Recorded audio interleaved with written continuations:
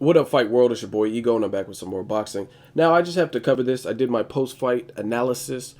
Saul Canelo Alvarez versus Austin Trout. Again, hell of a fight. I told you going into it that it was a 50-50 fight, and that it was. It was very close.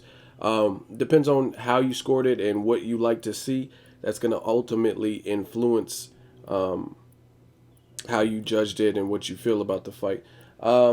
Just to clarify, because I know when I made my post video, I was kind of buzzing, drinking a little bit. So I know I wasn't putting together my words as good as I probably could have. So I just want to cover something real quick. My biggest thing, again, I said the thing with fans are some of you guys get so testy. If anyone says anything, like they could say five good things about your fighter or the fighter that you prefer or the fighter you're rooting for, whatever the situation is. They can say five good things, but the one semi-negative or one critique that they give, all of a sudden they're like, "Oh, you suck. Your channel sucks. You're stupid. You don't know boxing." And it's funny to me. I gave Canelo props for the things that I think he did right, and there are also some things that I noticed that are kind of vulnerable where I think he should work on. And I just want to kind of recap those real quick. And the same thing with Austin Trout. There's some things that he did good, and there's some things that he definitely didn't do good in that fight. So I just want to do a quick recap. One thing I liked about Canelo, and I told you this, if you watch my Egos, the matchup, I give like a tell of the tape, and basically a synopsis of the fighters and the fight at hand. And one of the things that I said in that was Canelo's patience. That's very underrated, very, very underrated. The fact that he's a power puncher, but he doesn't fight like a brawler. He doesn't fight with the brawler's mentality, which is a great thing, and that's rare. A lot of times if you have power punchers, even Mike Tyson, who was very sharp and skilled, and I'm not taking anything away from Tyson because I'm a huge Mike Tyson fan as well. Mike Tyson went in there with intentions to knock you out and kill you. Like, I mean, from the opening, ding, ding, ding, and he's out swinging. He's trying to take your head off. And he possessed great head movement, Mike Tyson, and some other skills and speed. But he fought more or less like a person that knows he has power, whereas Canelo shows a lot more reserve and a lot more patience than you would expect from just a fighter that knows he has power. And then some people even talk about like just the traditional, I'm not trying to categorize or stereotype, but a lot of people have this notion that Mexican fighters are fighters with tremendous heart and they brawl. And that's why a lot of fans like people like Brandon Rios. Me too. I like Brandon Rios to watch. He's very entertaining. Canelo's entertaining, but he fights he doesn't fight in a Brandon Rios esque style. So it's definitely fun to watch Canelo. One thing I liked that he did, aside from the patience, is his head movement. Excellent head movement. I don't even think I've seen him use that type of head movement, and more people should incorporate it. If you watch old Mike Tyson fights, you'll see Mike Tyson. That's another thing that he did that really made it hard, especially from the heavyweight division, because you tend to think of the bigger the weight class, the slower the fighters. And the fact that Mike Tyson was so agile and he was a lot of times shorter than the other heavyweights. And the fact that he used head movement really, really frustrated and made it hard for people. And Canelo, he took a chapter out of that Tyson book and used great head movement. Another fighter that did it great too was Manny Pacquiao. This is something slept on. I know a lot of people make memes and make fun of Pacquiao, but he did look sharp in the last Marquez fight. In the fourth fight, Marquez ultimately won. That's who I was going for. But I can't take away from the fact, again, I got to be fair, unbiased. Pacquiao was using great movement. He had great head movement in that, and it looked more or less like vintage Pacquiao in the earlier rounds. So Canelo, no exception. He had great head movement. But now the critiques for Canelo. My biggest critique was the fact that he fights in spurts, and it's something I've noticed time and time again. And I think two things. One, I think he's bigger than the weight class he's fighting, so I think that actually takes work for him to cut down in weight. Fight night, both fighters were pretty big. They're fighting at 154, and they're a pound apart. But Canelo weighed like 172, I think, and Austin Trout was 171. So both guys have the frame to move up in their career, definitely. But I think it's some level of work for Canelo to cut down when he has a fight coming up from his walk around weight. I mean, he's a big kid. He's 22, but he's solid. So that's, I think that's one thing that affects his stamina. And then two, using that excellent head movement, that takes energy, that takes practice, and the fact that he's kind of incorporating it and exerting energy to do that, and it worked. It was successful because it caused Austin Trout to miss a lot more than we've seen Austin Trout. Definitely from Austin Trout versus Cotto, two different fights. Cotto was more of a sitting duck than Canelo was. So props to Canelo for that. Um, Austin Trout. What I liked that he did was just his work rate, and that's what I kind of said in my prediction. I knew he would have a high work rate. Whether he was missing or not, he was still throwing, and he was actually forced to fight. And that's another thing Canelo did good. Canelo kind of forced him. He kind of tricked him. We all expected Canelo to have like a flat-footed performance and just like a come forward, but he proved that he has different dimensions to his game. So that's another thing Canelo did right.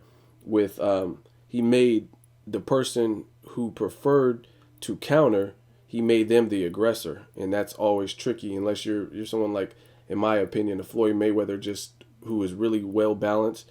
A lot of fighters haven't perfected their craft to the point where if they're excellent counter punchers, they're also excellent come forward fighters. You know what I mean? So like Brandon Rios, it's hard that to be an excellent counter puncher and also a come forward pressure fighter like Brandon Rios. A lot of fighters have that kind of give or take. It's either one or the other. Like they're excellent in coming forward, but they're not the best counter punchers. So Canelo kind of he threw him for a loop with that. And as far as what Austin Trout did right, he started with the jab early, and I don't know if he committed to it throughout the fight for various reasons. He was giving Canelo's different angles and different looks, but again, his work rate. He didn't look like he had the power to hurt Canelo, which was probably frustrating. But even still, I don't agree with the open scoring.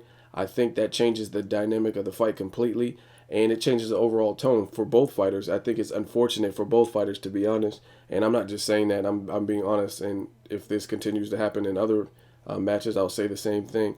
It's unfair because without a shadow of a doubt, that shadow of a doubt to a fighter and to a fighter's corner, I think is pertinent to the fight because if you think it's a close fight, then you're going to fight accordingly. Like, so if Team Canelo thinks it's a closer fight, which I think it was a closer fight in rounds up to the rounds where they announced the wide margin scorecards from the official judges, I thought it was a way closer fight than the wide margin that they had. I mean, one judge scored it a shutout like that. I mean, I don't see that. I seen Canelo hurt Trout more, and I could have told you that to begin with, just because Canelo's a bigger puncher than Austin Trout. I think their KO ratio shows you that as well.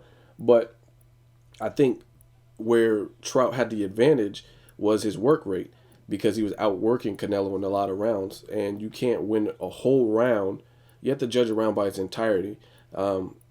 If one person's a power puncher, but they fight in spurts, then it's kind of hard to give that person the whole round when the other person was landing solid stuff, despite if it's moving them or hurting them drastically. I mean, it's boxing. You can't judge a fight like that. So the open scoring, I'm not a fan of it, and I don't know. I'm really against it. I don't think it's a good look because say Team Canelo, there's multiple what ifs that could have happened. What if Canelo thought the fight was closer and his corner thought the fight was closer going into the 7th, 8th round? He might press the action and press for a knockout, which obviously he showed he could hurt Trout. So he might have been able to get that knockout had he been more aggressive. We don't really know.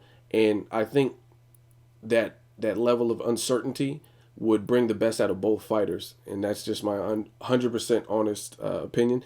And then same thing with Austin Trout. I think it forces him to fight a fight that doesn't suit his style. He thought the fight was close, then he could perhaps continue doing more of what he was doing. But if you knew that some of the judges had it virtually a shutout and had you down by several rounds going into the later rounds, now you know you have to get a knockout or you know you have to do something drastic or knock the man down.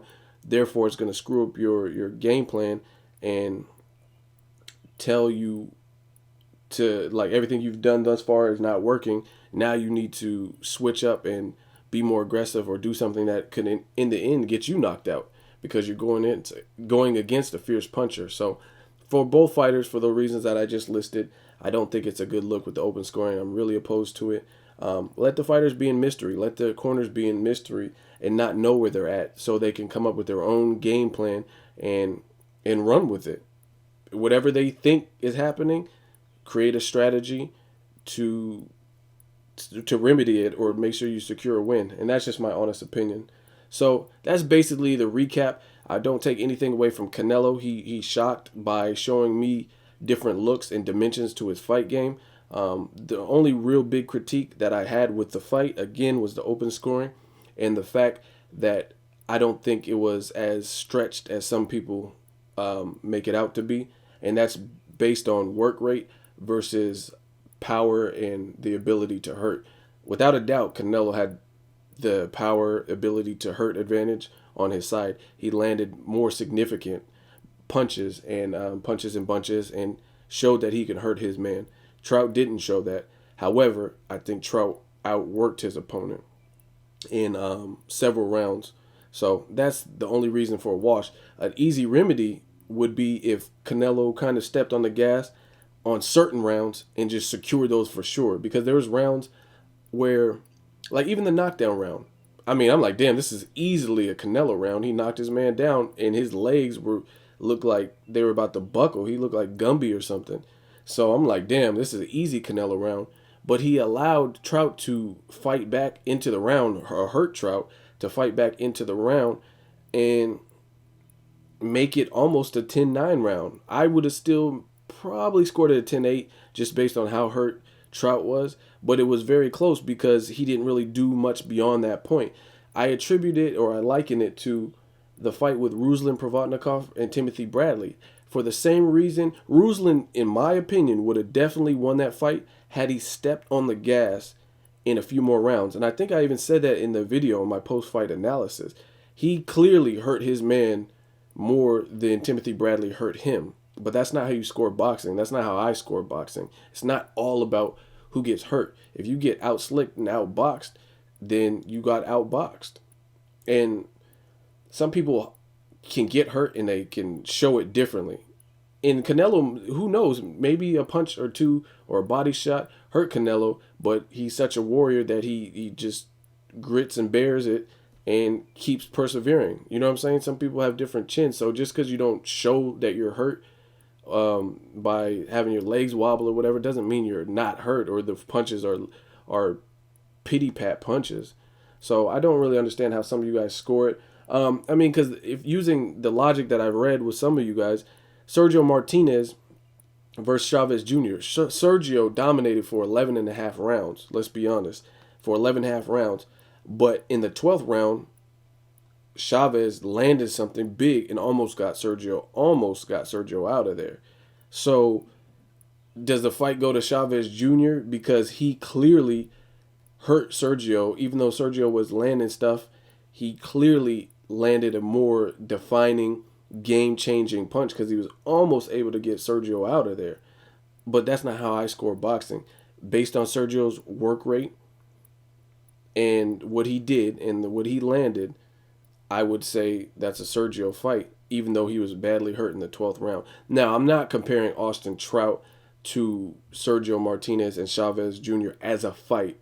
So don't leave a stupid-ass comment because they're completely different styles, completely different fights. So I am not comparing them because Austin Trout, Canelo was a lot closer to me through the duration of the fight. And it was again, boxing and activity versus power, causing your opponent to miss and hurting your man.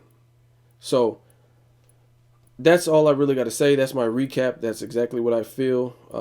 Like I said, I was kind of buzzing, so I said everything that I wanted to say with the clear head. Great fight. Props to both fighters for risking their undefeated record. Again, Canelo, he stepped up. He rose to the occasion. I can't be mad at Canelo for a scoring. You know what I mean? I don't like fights happening in Texas. I will be honest with that. And I don't like open scoring. But those are all things that Canelo has no control over. He gets with his promoters and his handlers. They set up the fight. They put the opponent in front of him, and he did what he had to do to win. So props to Canelo. Props to Austin Trout for just being humble even in defeat. And that's my recap. So let me know what you guys think. Who do you think won? And that's all I got to say. As always, hate, comment, or subscribe. Till next video, it's Ego signing off.